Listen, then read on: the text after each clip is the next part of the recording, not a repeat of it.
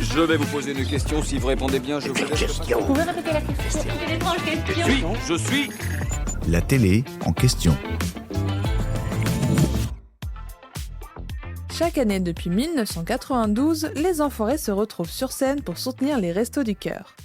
Depuis la création de la troupe à l'initiative de Coluche, plus de 300 personnalités ont donné de leur temps pour la bonne cause. Comme le rappelle Patrice Drouet, président bénévole des Restos du Cœur, les Enfoirés sont là avant tout pour rapporter de l'argent. En 2024 par exemple, les concerts ont permis de financer 11,6 millions de repas. Alors forcément, ce rendez-vous annuel est devenu indispensable pour financer les Restos du Cœur. L'opération est rentable grâce à la vente des CD et DVD, devenus désuets mais que le public continue d'acheter juste pour soutenir l'association, et la billetterie des concerts. Pour vous donner un ordre d'idée, en 2025, 58 000 billets ont été vendus pour la 36e édition à Montpellier.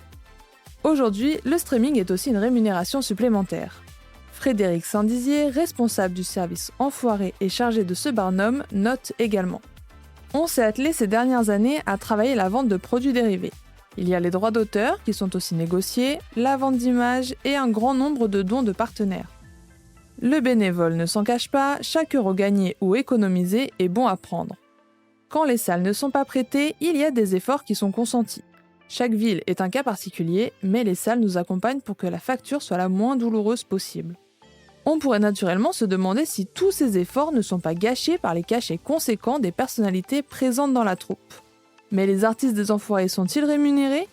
Eh bien non. Figurez-vous que l'intégralité des artistes sont dans une démarche 100% bénévole. C'est quelque chose qu'on est obligé de rappeler parce qu'il y a toujours des gens qui s'imaginent le contraire, clame d'ailleurs Frédéric Saint-Dizier. En 2025, Mimi Mati précisait que tout était bien à leurs frais, même quand ils se retrouvent à l'hôtel après les concerts. On entend qu'on mange sur le dos des restos, mais on paye toutes nos consommations, soulignait-elle. Une bonne raison d'aller les applaudir sur scène. J'espère que cet épisode vous a plu.